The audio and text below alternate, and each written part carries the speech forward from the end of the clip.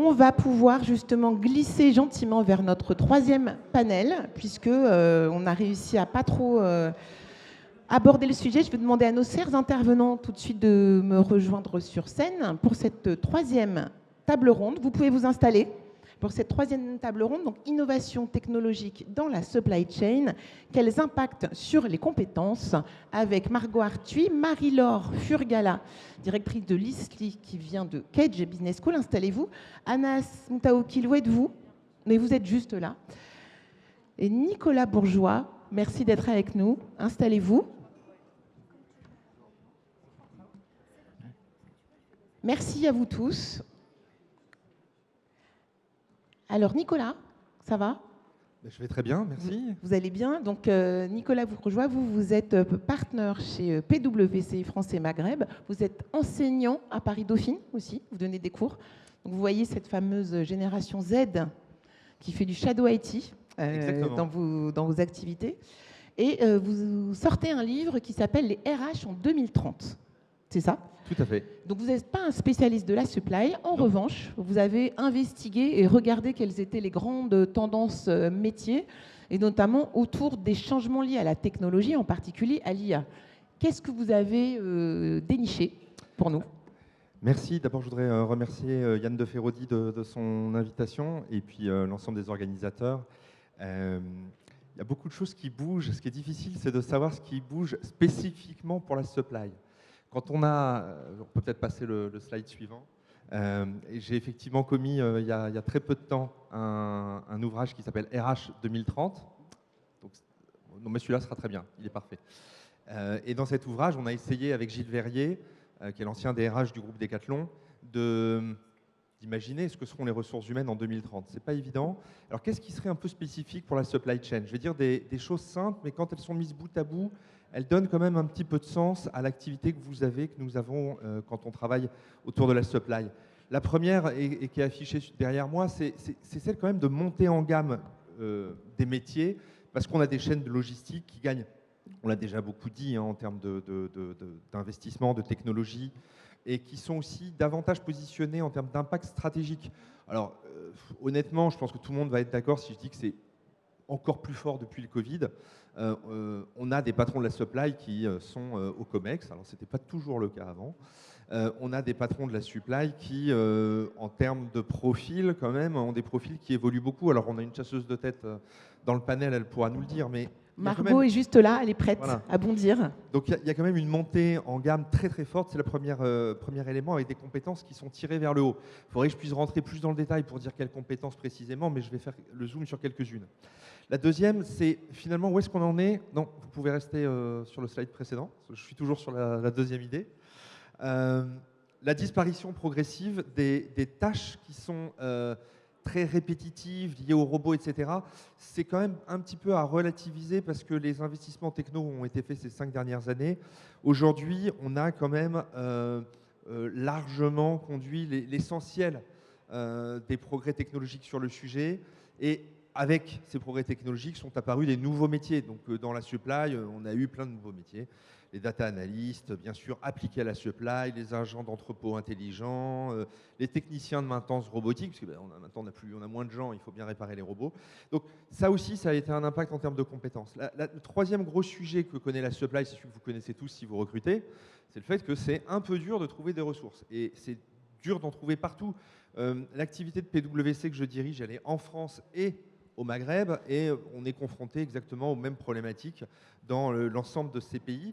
Alors, si j'avais 2 conseils à donner, mais très rapides, c'est un, je trouve que quand on discute ressources humaines avec des patrons de la supply chain, il y a un truc qui manque dans leur discours, dans leur capacité à attirer les candidats, c'est de donner un peu le sens de leur métier. Je trouve que le sens, il est facile à raconter. Encore une fois, depuis le Covid, c'est pas compliqué. Mais voilà, on est très sur la techno, on est très instrumentaux dans nos recrutements. Je crois qu'on ne donne pas assez le sens, c'est-à-dire l'utilité stratégique de la supply dans nos organisations. Je ne sais pas si ça fera venir des cohortes de candidats en plus, mais ça les positionnera dans le tronc de l'arbre. La supply chain aujourd'hui, c'est vraiment le tronc de l'arbre des organisations. On n'est pas une petite feuille d'automne qui est à 2 mm de tomber. On est vraiment dans le tronc de l'arbre des organisations, et ça, je crois que c'est important de le noter. Ça, et puis l'autre élément à travailler, évidemment, c'est la QVT. J'enfonce un peu des portes ouvertes, mais moi je bosse beaucoup dans les organisations de retail, chez Intermarché, chez Carrefour, dans certains F&B. Et donc, quand même, sur les sujets de QVT, les métiers de la supply sont parmi les plus regardés dans l'organisation, mais aussi ceux qui offrent des résultats qui ne sont pas forcément les meilleurs. Là, vous pensez à la baisse de la pénibilité, la réduction de l'accidentologie, les troubles musculo-squelettiques, les lombalgies, tous ces Oui, la choses-là. répétitivité des tâches, par moment aussi le fait que on ne trouve pas tellement de sens dans l'activité que l'on va faire. Il y a un très gros problème qui est le dernier, je crois, que j'ai mis en bas à droite, et ça va illustrer un peu votre question, c'est que la supply chain se caractérise aujourd'hui par quelque chose que je trouve dangereux quand ça se passe dans une organisation. C'est que d'un côté, on a des profils extrêmement qualifiés, et si vous regardez le top management, il est extrêmement qualifié, je l'ai dit juste avant en parlant du COMEX. Et on a en bas de la pyramide un management intermédiaire qu'on a du mal à recruter, qu'on a du mal à fidéliser, et il y a un écart type dans l'organisation qui est extrêmement important.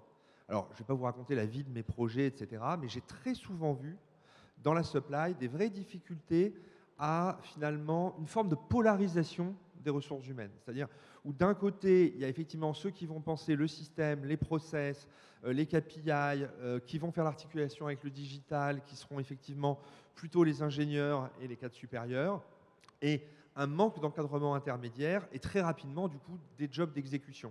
C'est très dangereux dans une organisation quand on n'a pas vraiment ce lien et quand on a quelque chose de très, très top-down avec un écart type et un écart type qui grandit. Par exemple, en termes de rémunération, c'est très clair, ou en termes de classification, ça c'est deux éléments extrêmement objectifs. On voit que les classifications d'aujourd'hui, je terminerai par ça sur les tendances, ne sont pas les mêmes qu'il y a 10 ans. Les systèmes de classification, peu importe celui que vous utilisez, si vous comparez les pyramides des organisations en supply, vous allez tout de suite, c'est frappant, remarquer que la pyramide s'est éclatée entre un top assez isolé et une base un peu moins importante qu'avant du fait de la robotisation, mais avec des écarts de classification très, très, très importants. Donc, ce que je pense, c'est un mot un peu bateau, mais il y a un vrai sujet de corps social dans les supplies aujourd'hui et parfois aussi qui était entretenu par des systèmes un petit peu opaques dans les entrepôts qui sont bien connus en France, que vous devez sans doute connaître aussi au Maroc. Voilà. J'ai une question pour vous. Dans vos travaux, dans vos recherches, il y a une partie, je me souviens, où vous disiez qu'il y avait des métiers qui allaient être beaucoup plus affectés par l'IA. Je crois que c'est par exemple expert comptable, rédacteur, graphiste ou des métiers comme ça. Et que je ne sais pas comment vous arrivez à ce chiffre que dans la... Vous avez l'autre slide peut-être. Oui, très sympa. Allez-y, puis je vous pose ma question après. Je suis consultant, donc j'ai des slides. Mais oui, effectivement, il y a un certain nombre de métiers qui sont, et on le voit ici très clairement, il y a des métiers qui sont plus ou moins impactés par l'IA. Les métiers de la supply chain sont modérément impactés par l'IA par rapport à d'autres métiers de l'organisation. Et ce qu'on voit, et qui est très intéressant ici, c'est que on a dès qu'on a de l'IA dans les métiers de la supply, donc ça c'est une enquête qu'on a faite auprès de 10 000 entreprises, donc ça commence à être sérieux comme avec panel. des vrais êtres humains cette fois, des vrais humains. Avec des vrais gens dedans. Avec des vrais gens dedans. Et ce qui est intéressant, alors là on n'a pas la répartition des effectifs qui seraient impactés par l'IA, on a qu'est-ce que l'on gagne dans les différentes branches d'activité en plus quand on a la compétence IA.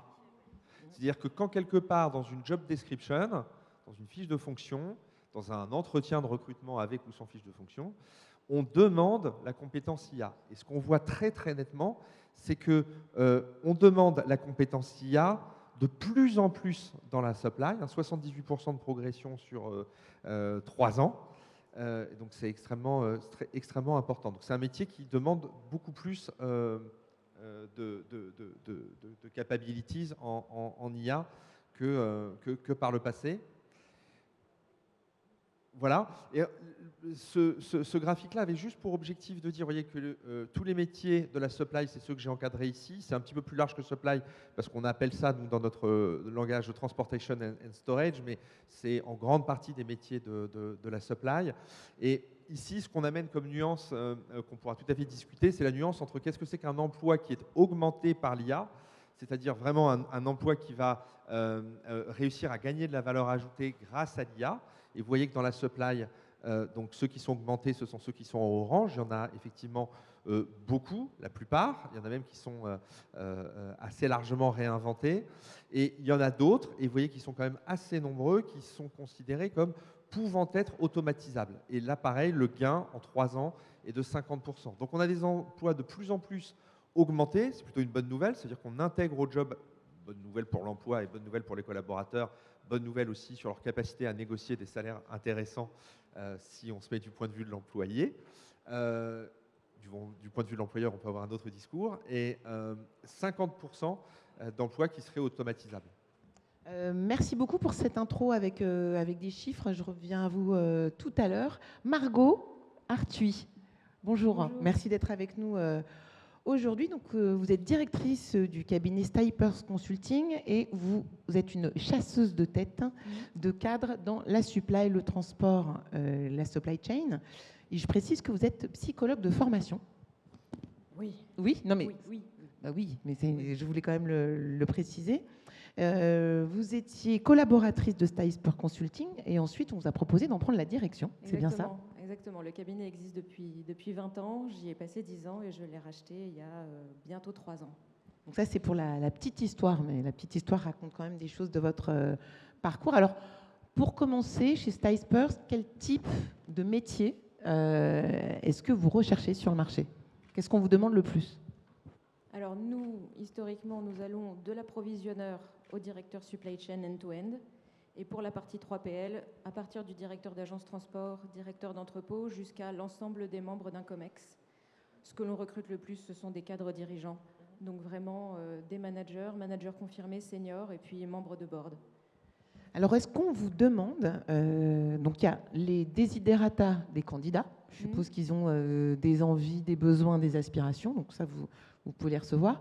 De l'autre côté, est-ce que les entreprises vous demandent, puisque c'était notre sujet, est-ce que l'entreprise vous demande spécifiquement qu'ils aient des compétences en nouvelles technologies, en IA?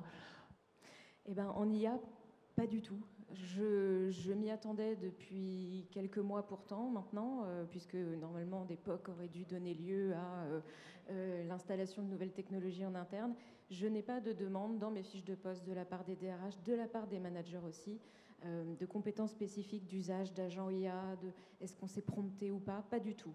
On reste sur des demandes de est-ce qu'on sait se servir d'un APS, est-ce qu'on sait se servir d'un WMS, un TMS, de la robotique et de la mécanisation, mais toujours pas d'IA, sauf pour un poste, et là c'est normal, c'est le patron de la digitalisation et de la simplification des process qui, lui, doit savoir parler d'IA.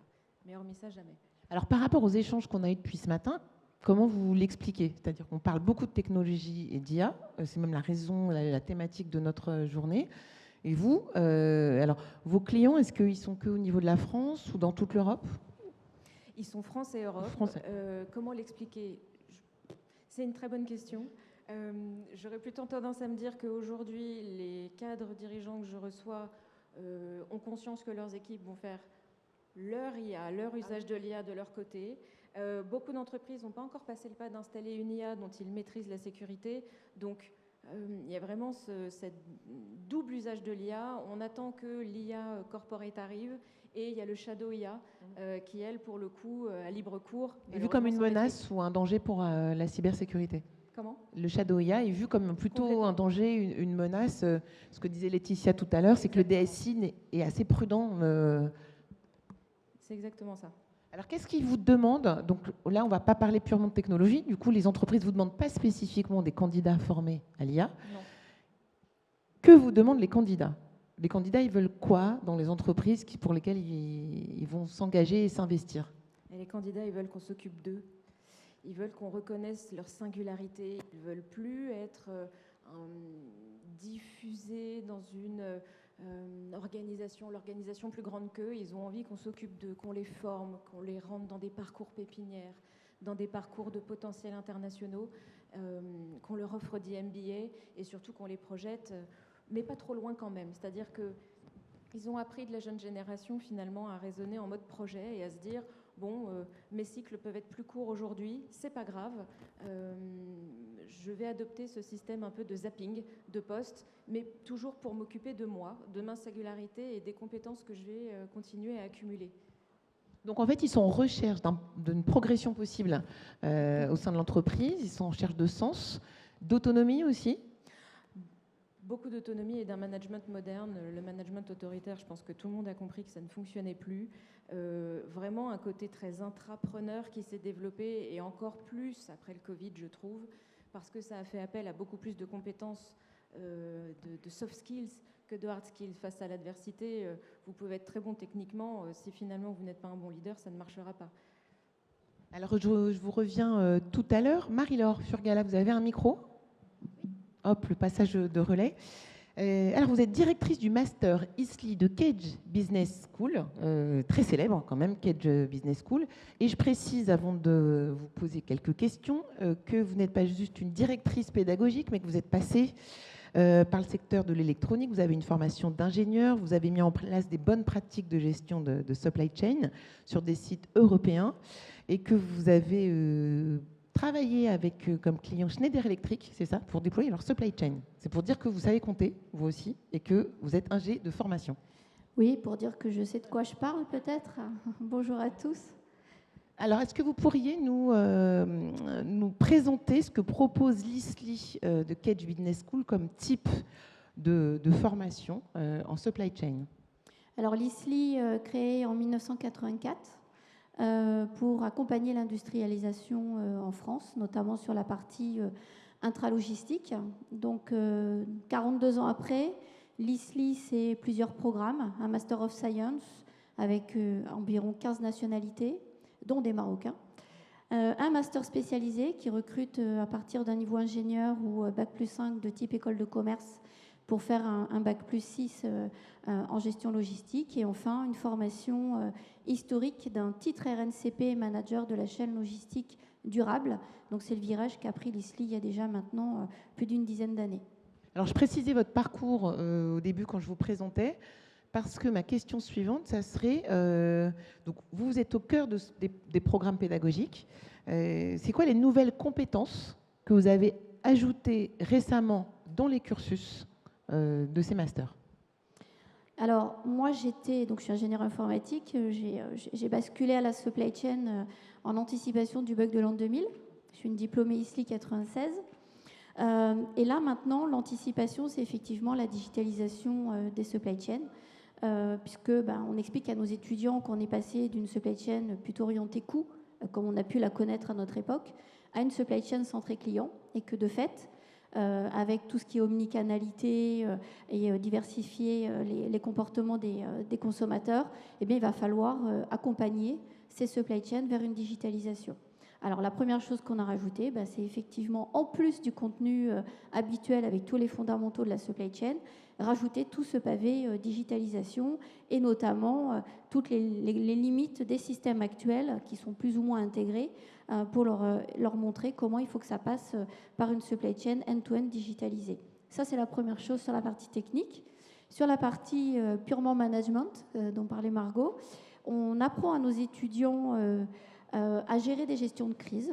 Alors, ça ne veut pas dire qu'on les forme à la crise qu'ils vont devoir gérer, parce qu'on ne la connaît pas, mais on leur apprend à travailler leur résilience, à devenir antifragiles, en ayant des premières expériences concrètes de gestion de crise en partenariat avec des entreprises. Pendant 2 jours, on peut les mettre en situation de scénario de gestion de crise. Ça peut être une cyberattaque, ça peut être une crise environnementale, comme un cyclone ou une tempête qu'on va connaître là demain, cette nuit en France. J'espère que mon avion va décoller demain matin. Ça sera l'occasion de voir s'ils sont bien préparés. En tout cas, je deviens de plus en plus antifragile, et depuis 7 ans que je gère des étudiants, j'ai vraiment travaillé mon antifragilité. Parce qu'on a quand même une volumétrie de 250 étudiants par an à l'ISLI, donc une bonne représentation de tout ce qui peut arriver à notre société. Et on a apporté donc ce côté gestion de crise, où on les apprend à s'organiser, à faire des plans de continuité d'activité, et à comprendre en fait tout le levier stratégique qu'a le métier de la supply chain à travers certains outils. Ils comprennent que la donnée n'est pas toujours disponible, ils comprennent que la donnée, quand elle est disponible, elle n'est pas toujours fiable, mais que néanmoins, ils vont devoir, dans cette incertitude, prendre des décisions, réagir, anticiper et être force de proposition. Et enfin, la troisième chose que j'ai rajoutée à l'ISLI récemment, c'est de les mettre en situation de gestion de conflits. Ils sont très mis en situation, nos ISLI, mais c'est comme ça qu'ils aiment apprendre, les jeunes maintenant, c'est être dans des situations réelles. La gestion de conflits avec des contraintes managériales, une victime, un bourreau, entre guillemets, et un manager qui doit animer et résoudre la problématique. Avec une oui, c'est le triptyque, c'est c'est victime, bourreau et sauveur ou médiateur, c'est ça. Et ils tirent leur sujet et leur rôle au hasard, ce qui fait qu'ils ne sont pas préparés à une certaine typologie de rôle, et encore moins à leur sujet, qui me viennent directement des services RH, des entreprises partenaires avec lesquelles je travaille. Voilà. Alors, il y a beaucoup d'étudiants marocains chaque année qui s'inscrivent à l'ISLI, je crois. Oui, j'ai entre 8 et 10% d'étudiants marocains. Donc, je suis ravie. Je suis là pour eux aujourd'hui. J'espère qu'ils nous suivent actuellement sur YouTube parce que j'ai mis les posts LinkedIn qu'il fallait pour leur montrer que enfin, je suis au Maroc et je suis fière d'être au Maroc et fière de les représenter aujourd'hui devant vous. Je suis sûre qu'ils vous écoutent et qu'ils sont fiers. Anas Moutaoukil, merci beaucoup d'être avec nous aujourd'hui. Vous êtes CEO de BLS. C'est Building and Logistics Services. Exact. Bonjour tout le monde.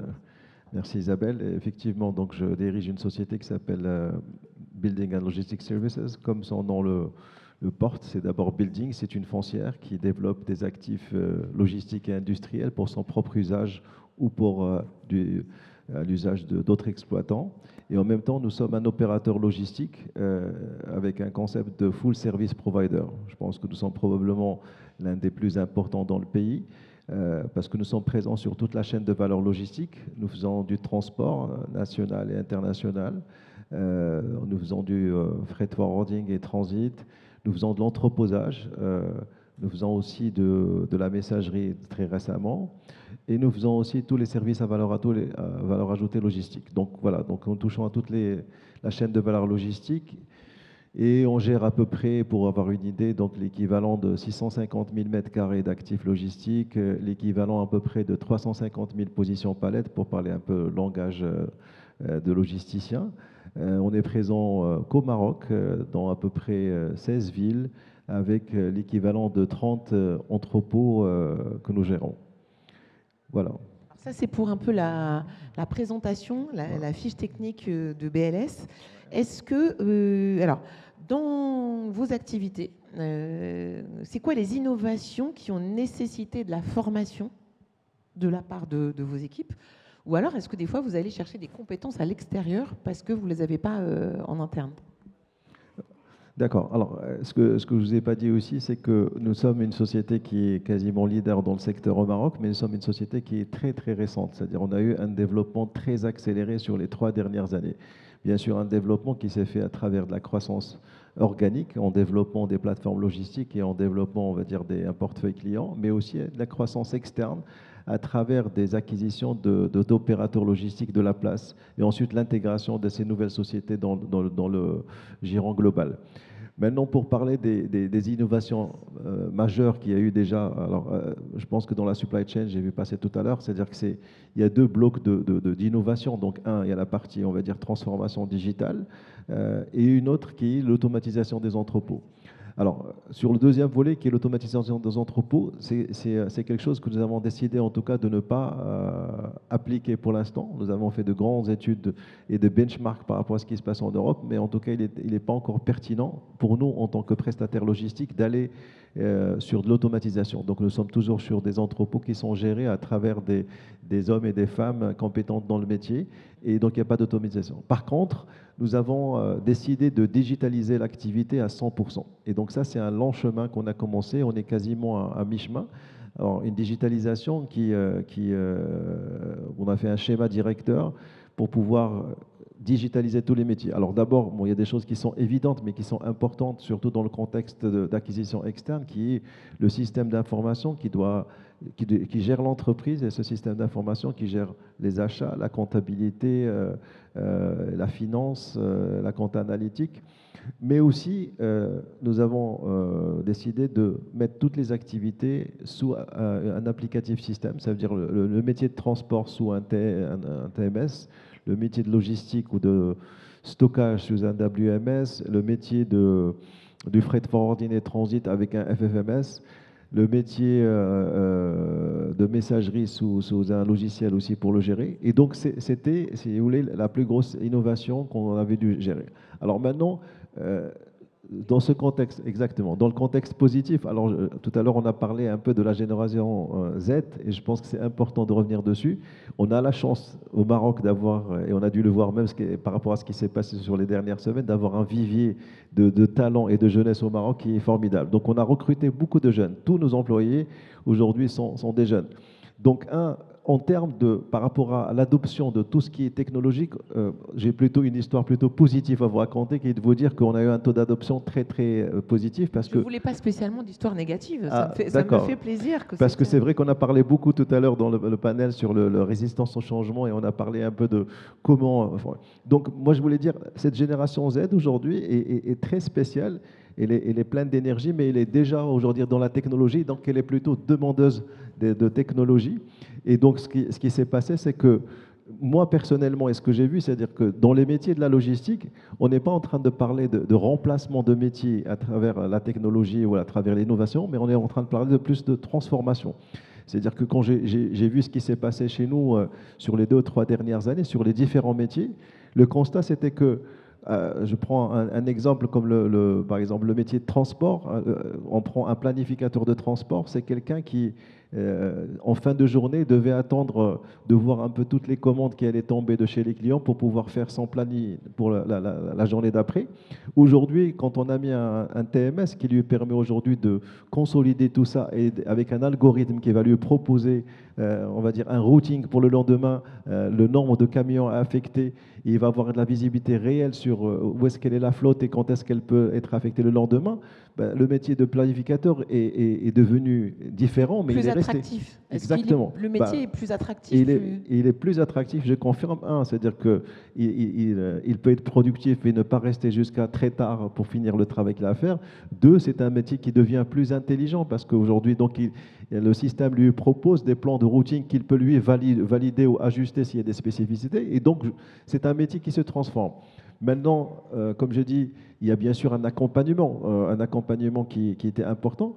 Alors nous, ce qu'on a fait, c'est que pour tous les métiers, c'est-à-dire pour pouvoir réussir cette transition, c'est que sur tous les solutions métiers, on a choisi d'avoir un expert ou interne ou un key user. Un key user, c'est cette personne aujourd'hui qui va être formée un peu plus que les autres et qui va être formée en amont pour devenir l'expert de cette solution.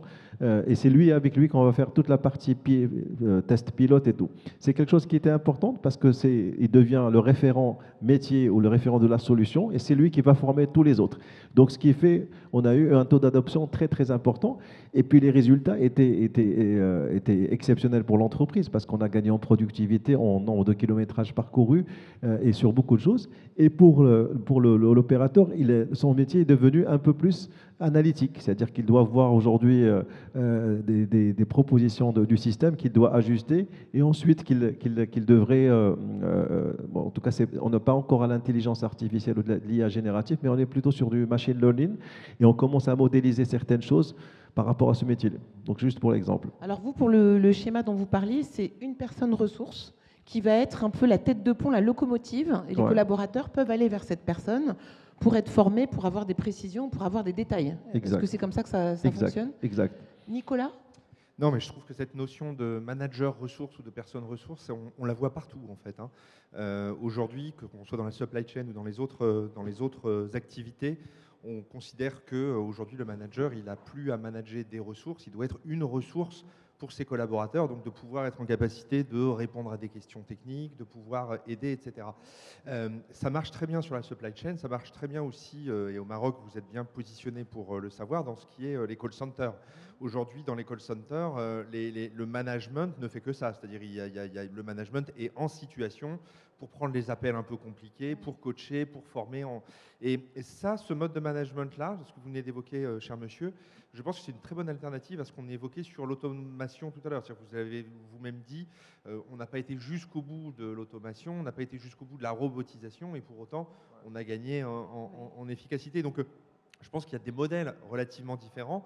C'est vrai qu'il y a des modèles, moi je bosse beaucoup pour Carrefour, je crois que le top sur le sujet c'est Intermarché, où on voit le camion arriver et puis ensuite on ne voit plus puisqu'on n'a plus personne à qui parler, puisqu'il n'y a plus personne dans l'entrepôt, en gros.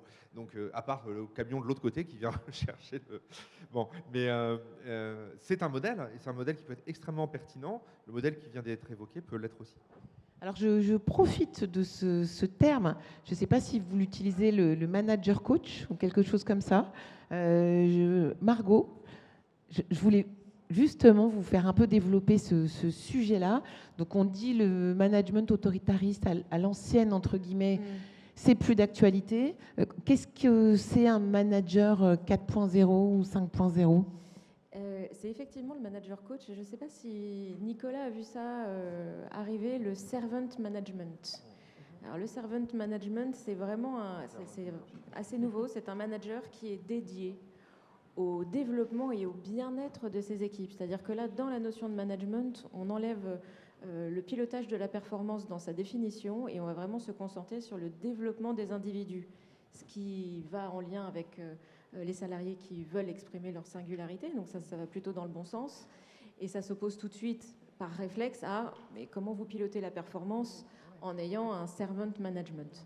Donc il y a des premiers tests qui ont été faits, bien sûr aux États-Unis, dans une chaîne de pizzeria, et le résultat montre que finalement, plus les salariés sont autonomes, plus ils vont respecter leur manager et plus ils auront envie finalement de bien travailler. Donc pour l'instant, c'est un début de test, mais j'ai vu apparaître ça dans mes questions que je pose aux candidats. Je leur demande, mais dans le fond, qu'est-ce qui va vous faire rester en entreprise ? Parce qu'un nœud aujourd'hui dur dans une entreprise, c'est la fidélisation, parce que recruter coûte cher, je suis bien placée pour le savoir. Donc finalement, comment on fidélise le salarié ? Il y en a beaucoup qui disent, mais moi je veux un manager qui soit servant management. Alors forcément, j'ai été voir la définition et ce terme revient de plus en plus. Je pense que ça va... Potentiellement, c'est plus qu'une mode. Alors ça, c'est une demande des salariés et des collaborateurs. Comment vous expliquez ça de l'autre côté, aux directions des entreprises qui vous mandatent ? Est-ce que c'est intuitif pour eux ? Est-ce que vous devez un peu les convaincre, expliquer ? Je dois les convaincre que, et je rebondissais sur ce que disait Nicolas au départ, de la valorisation des métiers qui ont explosé. C'est-à-dire qu'aujourd'hui, un manager de plateforme, vous ne le trouvez plus à moins de 90 000, 95 000 euros. En France, s'il est ingénieur, s'il parle anglais et qu'il sait installer une mécanisation sur son site, il est à 120. Elle est là, moi, ma pédagogie, c'est de vraiment essayer de casser les codes d'une grille de rémunération que les DRH, malheureusement, affectionnent. Ça leur permet d'être juste, c'est normal. Mais en revanche, ça se confronte à une réalité où les entreprises, pour garder les talents en interne, les augmentent. Donc ça artificialise finalement les rémunérations, mais pour autant, la désirabilité de ces profils qui ont une avance techno sur les autres, gagne plus. Donc il y a quand même cette question d'offre et de demande des profils. Ceux qui sont très demandés, évidemment, peuvent être plus exigeants. Nicolas, je vous sens sceptique. Ça va ? Non, je suis pas sceptique. Le servant management vous a perdu ? Non. Manager ressources, c'est bien la notion que j'utiliserai. Pour moi, c'est très très proche de ce que vous venez d'évoquer. Et votre question était très bonne sur... pour un collaborateur, on comprend bien, mais pour l'entreprise, pourquoi elle génère ça ? En fait, c'est extrêmement simple. La plupart des organisations... tous autour présents ici, on doit se dire que qu'est-ce qui va faire la différence auprès de nos clients ? Pas dans tous les métiers de la supply, parce qu'on est souvent en bac, mais ça va être la compétence qu'on va mettre en face du client. Voilà, ça suffit comme argument. Si on doit mettre de la compétence en face du client, ça veut dire qu'on va lui laisser une marge d'autonomie très forte, une responsabilité très forte, et qu'on va le développer. Parce que sinon, on va le balancer dans la piscine sans savoir nager. Et le développer en situation, c'est du management. Donc c'est basico-basique, c'est-à-dire que c'est un manager qui sera à disposition pour former, pour développer. Voilà, donc là-dessus, je suis entièrement d'accord. Le truc sur lequel, c'est juste pour gratter un peu, je suis moins d'accord sur ce qui vient d'être dit, c'est sur le management de la performance. Je n'oppose pas les deux. Je pense qu'on peut avoir une entreprise extrêmement bienveillante, c'est compliqué, et donc qui va faire ce que je viens de raconter, ce que tu viens de raconter, mais aussi une entreprise très exigeante. Et la bienveillance et l'exigence, pour moi, ne s'opposent pas. On peut très bien être très bienveillant et très exigeant. C'est très, très, très difficile, mais c'est possible. C'est-à-dire qu'on peut avoir des mesures d'indicateurs, des indicateurs de performance qui soient très business, y compris dans les organisations que je viens de décrire. On peut avoir des KPI qui soient très tournés vers les chiffres et très sur la productivité, tout en ayant le mode de management que je viens d'évoquer. Je n'oppose pas nécessairement les deux. Anas, je voulais vous interroger sur les soft skills. Alors, ok. Je voulais juste aussi partager, je passe sur la partie soft skills, mais partager une expérience qu'on a. Quand je vous ai dit, nous sommes en pleine croissance, c'est-à-dire qu'on a un besoin de recrutement qui est, alors, je n'ai pas dit, mais on va être quasiment à 1000 employés dans pas longtemps. Donc, on est parti il y a 2 ans ou 3 ans, on était à 100 employés. Donc, c'est-à-dire on recrute très souvent. Et du point de vue RH, l'une des approches qu'on a eues, c'est qu'on a eu une approche de développer une sorte de pépinière ou de vivier en interne. C'est-à-dire quand on voulait recruter des personnes, on va dire des équipes opérationnelles en bas d'échelle, les manutentionnaires ou les préparateurs de commandes, c'est-à-dire on s'assurait toujours de prendre des personnes qui ont au moins le potentiel d'aller 1 cran ou 2 crans en dessus par rapport à ce qu'ils... Ça, c'est quelque chose qui est très important. Et le deuxième point, c'est qu'on a fait aussi beaucoup de promotion interne. Donc, promotion interne, vu l'expansion, c'est-à-dire qu'un préparateur de commande peut passer cariste, un cariste peut passer shift leader, un shift leader peut passer chef de site. Et c'est quelque chose qui est très motivant parce qu'effectivement, d'un côté, c'est-à-dire qu'ils acquièrent de l'expérience au fur et à mesure du travail qu'ils font, mais en même temps, les perspectives d'évolution font que c'est des personnes qui sont très motivées de rester dans l'entreprise et qui apprennent en même temps, c'est-à-dire les nouveaux métiers avant même qu'ils en soient prêts. C'est comme un parcours, en fait. Ils peuvent faire un parcours en interne. Exact. Un parcours qui peut être effectivement un parcours horizontal, vertical, qui peut être aussi géographique, parce qu'on a ouvert beaucoup de sites. Alors, tout à l'heure, on a parlé aussi de comment s'assurer. Nous, on ouvre beaucoup de sites, c'est-à-dire chaque année, on ouvre 4 ou 5 nouveaux sites différents. Et pour ça, c'est-à-dire on prend toujours une partie du personnel expérimenté dans les sites existants qu'on va mixer avec des nouveaux qui arrivent. Et donc, il y a un transfert de compétences qui se fait aussi. C'est-à-dire que c'est toujours un peu les anciens qui vont former les nouveaux ou les encadrer. Et ensuite, il y aura toujours des gars qui vont être promus de l'ancienne plateforme pour aller dans la nouvelle plateforme. Donc, c'est quelque chose qui est très important. Revenir sur les soft skills, effectivement, et moi je dis, il y a beaucoup de choses qui sont en train de changer. Il y a cette évolution, on va dire, générationnelle. Et effectivement, je vais dire que les jeunes qu'on recrute, en tout cas, on les traite, nous, différemment de comment on a été traités, nous, quand on a été jeunes dans des entreprises. C'est-à-dire qu'on a été très bien, mais c'est-à-dire que ce que vous avez dit par rapport à ce que cherchent les nouveaux employés, d'avoir de l'autonomie, d'avoir de la considération, de la liberté, d'avoir... Nous, on est beaucoup dans le participatif, c'est-à-dire c'est quelque chose qu'on décline sur notre comité de direction. Les encourager à proposer des choses, à prendre la parole, c'est ça ? Exactement, à proposer des choses. Et on a vu des surprises. Moi, sur les 6 derniers mois, on a découvert, d'ailleurs, c'est-à-dire que c'est quelqu'un qui était responsable dans une business unit de transport, et il est venu avec une solution qui nous a aidé à régler un problème avec un client de sa propre initiative. C'est-à-dire c'est quelque chose où on a ouvert, et bien sûr il faut derrière qu'il y ait de la reconnaissance, qui peut être une reconnaissance pécuniaire aussi, mais en tout cas on les pousse à ce qu'ils puissent proposer des nouvelles idées, de nouvelles initiatives.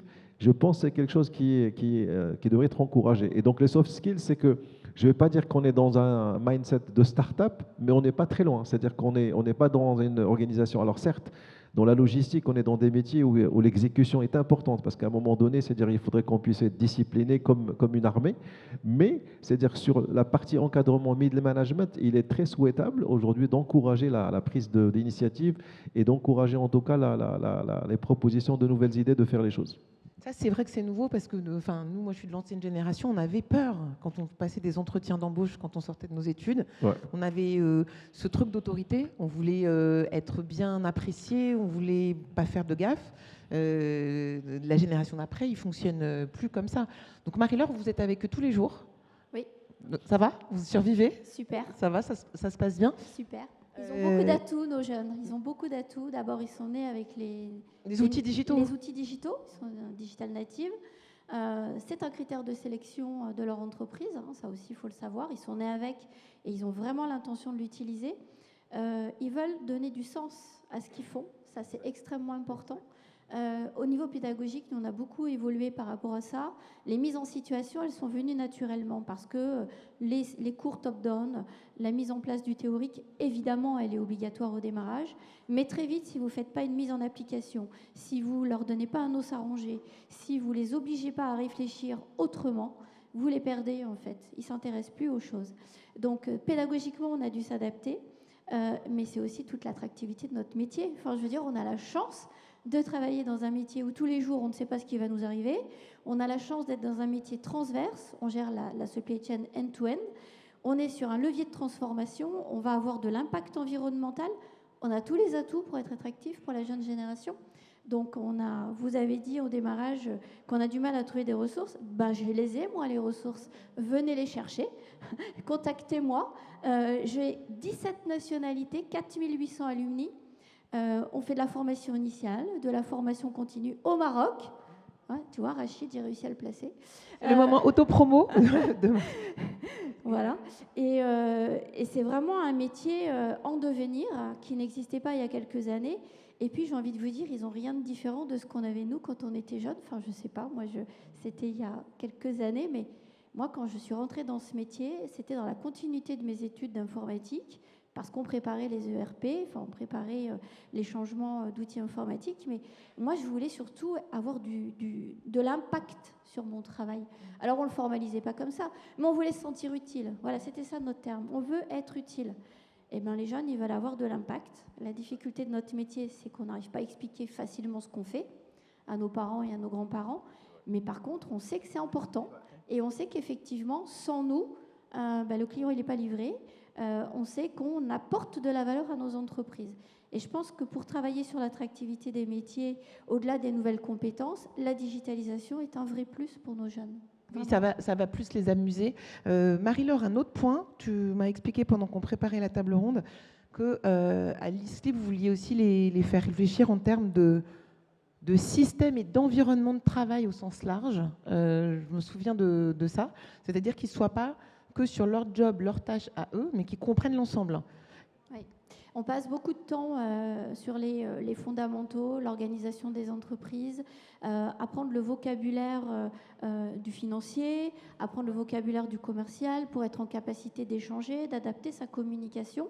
Ce qui pose d'ailleurs une problématique, c'est que si j'écoute les entreprises dans mes comités de perfectionnement, je rajoute de plus en plus de choses dans mon contenu, mais si j'écoute les RH, il faut que ça dure moins longtemps que 14 mois d'alternance.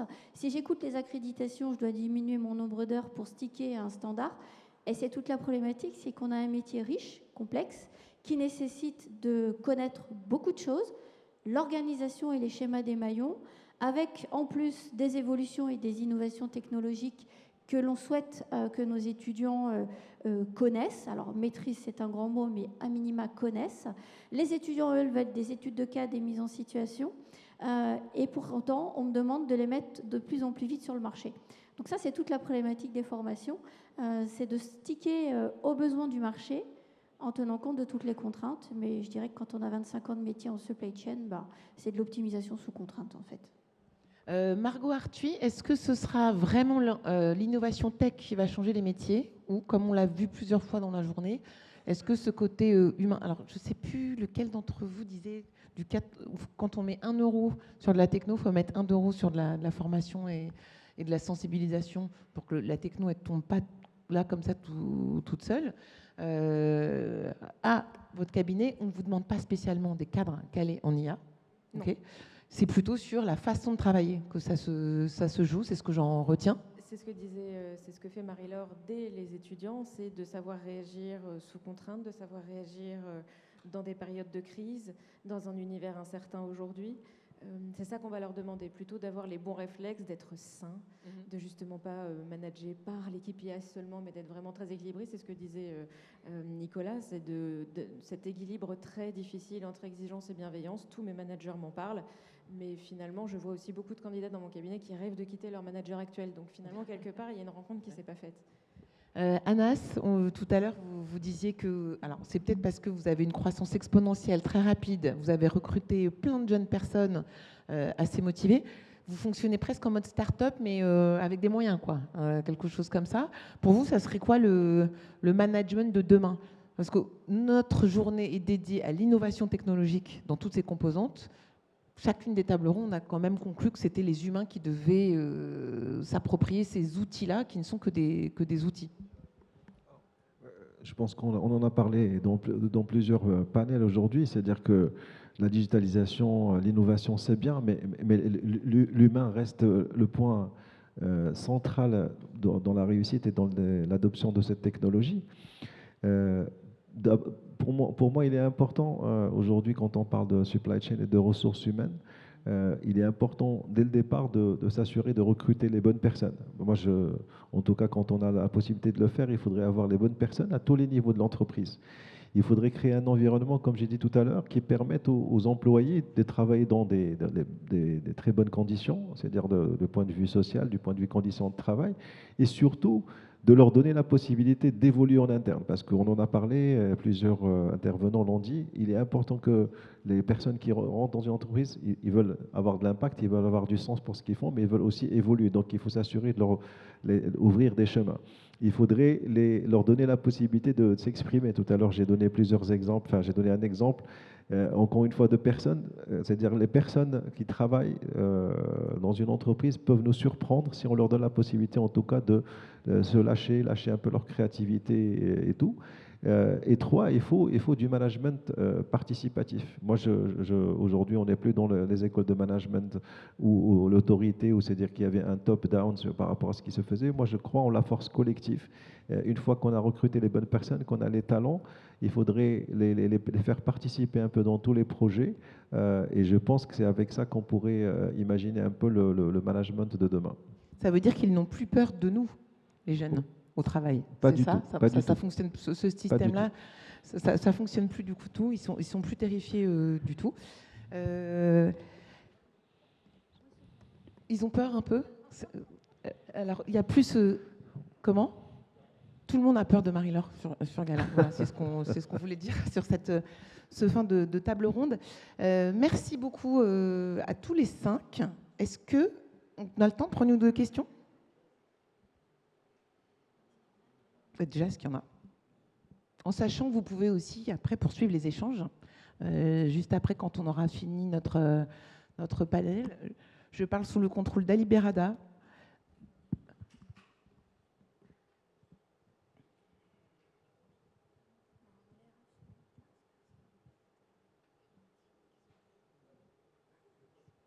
Très bien. On va clôturer. C'est parfait. Alors, c'est la fin de cette dernière table ronde sur les innovations technologiques dans la supply chain et leurs impacts sur les compétences. On n'oublie pas la photo de classe.